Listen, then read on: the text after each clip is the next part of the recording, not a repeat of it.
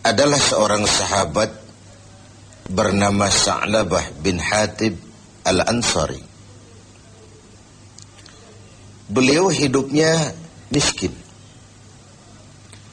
tetapi kemiskinannya sama sekali tidak mengurangi kekuatan ibadahnya. Salatnya pun selalu berjamaah. Di mana ada Rasul salat menjadi imam, di situ Sa'labah bermakmum. Hanya saja Sa'labah ini aneh. Tiap selesai salat langsung pulang. Tidak wirid, tidak zikir, tidak doa. Jadi kalau sahabat-sahabat yang lain selesai salat, Allahumma antas salam, Sa'labah ini malah Allahumma lantas jalan. Begitu setiap salat. Sampai satu saat beliau ditegur oleh baginda Rasul. Sa'labah, labaika ya Rasul. Kau ini macam orang munafik saja. Tidak betah kau di masjid. Atau tidak pentingkah doa dan wirid itu menurut kau? Tiap selesai sholat, pulang. Salam, pulang. Kenapa begitu Sa'labah? Maafkan saya ya Rasul. Kenapa? Saya bukan tidak menganggap doa dan wirid tidak penting.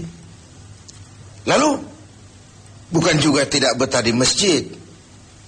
Kemudian, kenapa kau terus pulang begitu? Saya ini keluarga miskin ya Rasul. Kain satu pun berdua dengan istri saya. Ketika saya sholat di masjid sini, istri saya di rumah nunggu giliran sholat dari sarung yang sedang saya pakai ini. Kalau saya pakai wirid dan zikir, istri saya tidak kebagian waktu sholat. Begitulah. Iya. Oh. Lalu bagaimana Sa'labah? Begini saja ya Rasul. Ini sudah kadung ditanya oleh Tuhan. Tuhan kan Rasul. Ya. Kenapa memang? Bahwa Rasul itu kan doanya jarang meleset. Maksud kamu? Tolonglah doakan saya kepada Allah agar saya jadi orang kaya. Kalau saya kaya, sarung punya sendiri, istri punya sarung sendiri, tenanglah saya beribadah. Rasulullah senyum. Kemudian bilang, Sa'labah, saya ya Rasul. Kau kan orang Islam? Iya. Bagi orang Islam, contoh yang paling utama itu siapa? Ya Tuhan ya Rasul. Kau lihat saya kaya? Tidak. Lalu kenapa kau mau minta kaya? Begitu ya? Iya, sudah, pulang saja. Pulanglah Sa'labah. Esoknya ketemu lagi dengan Rasul. Gimana Sa'labah? Sudahlah Rasul, doakan saja supaya saya jadi orang kaya. Sa'labah, saya ya Rasul. Qalilun tuaddi syukrahu khairun min kasirin la tutiquhu. Sedikit kamu syukuri itu jauh lebih baik daripada banyak tapi kau tak kuat mengembannya. Sudah, pulang saja. Baik ya Rasul. Hari ketiga kemudian ketemu lagi dengan baginda Rasul. Kali ini sudah dengan tekad yang bulat. Bagaimana Sa'labah? Sudah ya Rasul. Sudah bagaimana? Sudah saya pikir. Lalu, iya sih syukur-syukur. Tapi kalau sarung satu dipakai berdua, sulit juga syukurnya. Sudahlah, doakan saja kepada Allah agar saya jadi orang kaya. Kalau saya kaya, saya akan sedekah, saya akan sholat berjamaah. Wal'ati kullazi haqqin haqqah, tiap orang akan saya berikan haknya. Pokoknya bereslah kalau saya jadi kaya nanti. Begitu permintaan Sa'labah. Didesak sedemikian rupa, akhirnya baginda Rasul mengangkat kedua belah tangan, mendoakan Sa'labah. Allahumma razuk Sa'labah. Ya Allah, berikan rezeki kepada Sa'labah. Oleh baginda Rasul, Sa'labah dihadiahkan seekor kambing betina yang sedang hamil. Peliharalah kambing ini Sa'labah, mudah-mudahan bawa berkah bagi kau. Dipeliharalah kambing ini oleh Sa'labah sampai melahirkan 2 ekor sekaligus. 1 menjadi 3, 3 menjadi 5, 5 menjadi 7. Makinlah hari kambing yang makin banyak berkembang biak. Ketika kambing banyak berkembang biak, Sa'labah mulai kesibukan.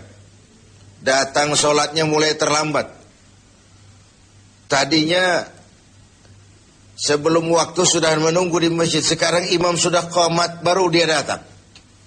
Lama-lama sholat 5 waktu pun tidak kelihatan. Jumat saja di masjid. Itu pun kalau khatib sudah naik mimbar, baru dia datang. Terakhir Jumat pun tidak kelihatan juga. Orang tanya, kemana Sa'labah? Sibuk keluar kota, ngembala kambing. Ya wailah Sa'labah. Sayang sekali, celaka Sa'labah. Sampai ketika turun kewajiban membayar zakat, alih-alih Sa'labah malah tidak mau mengeluarkan zakatnya. Sampai di zaman Utsman bin Affan, Sa'labah mengalami kebinasaan dan bangkrut kembali dengan seluruh hartanya. Pemirsa TV7, riwayat ini adalah sebuah potret bagaimana seorang Sa'labah diuji dengan kemiskinan, dia lulus. Tapi saat diuji dengan kekayaan, dia gagal, berantakan. Ketika miskin dia hamba Allah. Setelah kaya dia pindah menjadi hamba harta.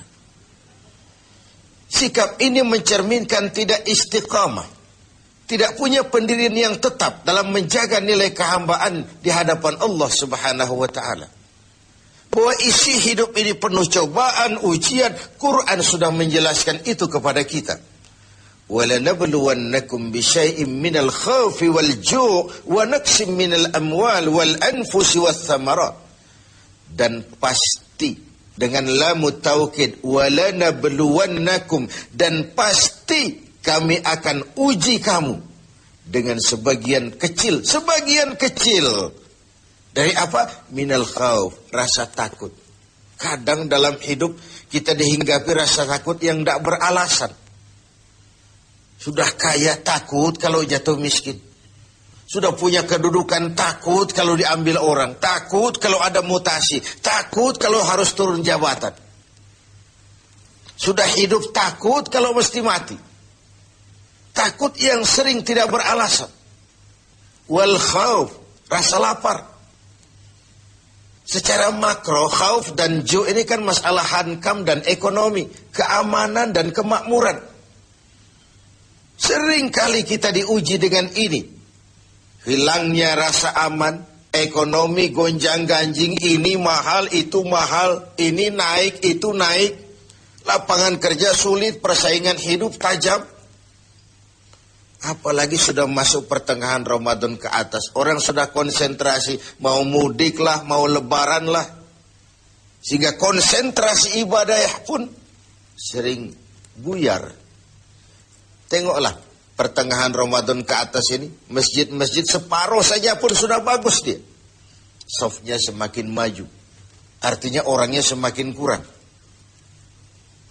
Pemirsa TV7 yang berbahagia. Ujian itu juga dalam bentuk wanaksim minal amwal. Kekurangan harta. Kehilangan, rampok, kecurian. Wal anfus, kekurangan jiwa, kematian. Wathamarat, kekurangan buah-buahan. Menghadapi ujian-ujian, cobaan-cobaan itu, Allah memberikan sandaran. Wabasyiris sabirin, berikan berita gembira kepada orang-orang yang sabar menghadapi segala macam ujian tadi. Siapa orang yang sabar? Alladzina iza asabathum musibah qalu inna lillahi wa inna ilaihi raji'un.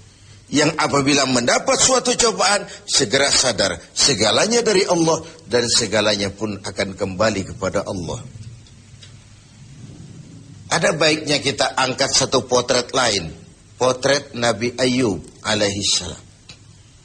Nabi Ayub sebelumnya adalah orang yang kaya. Beberapa rasul memang kaya. Binatang ternaknya banyak, sawah ladangnya luas, rumahnya bagus. Iblis tidak senang kalau ada orang semut-semut saja, jalan-jalan normal baik-baik saja. Iblis dilapor, Tuhan, hambamu yang namanya Ayub itu mau ibadah karena kaya dia. Coba kalau dia jatuh miskin, selesai ibadahnya itu. Allah bilang, Iblis, aku tahu Ayub itu hambaku yang ikhlas. Saya buktikan Tuhan, silahkan. Iblis pun turun ke alam ini menggoda Nabi Ayub. Mula pertama, dia binasakan binatang ternak Nabi Ayub. Lalu dirusak sawah ladangnya. Sehingga praktis dalam waktu singkat, Nabi Ayub jatuh dari orang paling kaya menjadi orang paling miskin. Dan itu tidak mudah. Dan itu tidak mudah.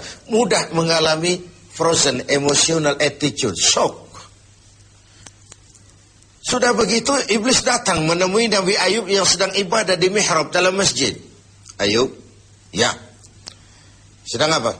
Ibadah. Menyembah Tuhan, menyembah Tuhan. Tahukah kau Ayub? Kenapa?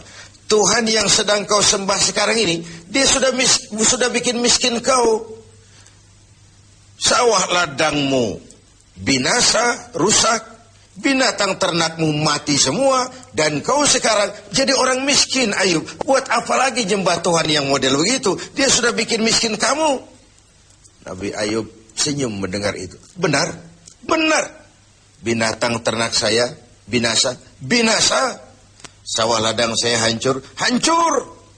Dan sekarang saya jadi orang miskin, miskin. Alhamdulillahilladzi a'tani wa akhaza minni. Segala puji bagi Allah yang telah memberikan harta kepada saya dan sekarang mengambilnya lagi. Tengoklah Nabi Ayub ini. Ketika binatang ternaknya binasa, sawah ladangnya musnah, bukan innalillahi malah alhamdulillahilladzi a'tani wa akhadha minni. Segala puji bagi Allah yang telah memberikan kekayaan kepada saya dan sekarang mengambilnya lagi. Allah yang memberi, Allah juga yang mengambil. Inilah yang disebut sikap istiqamah. Ibadah kita tidak bergantung kepada cuaca. Sebagaimana di awal tentang Sa'labah bin Hatib al-Ansari tadi.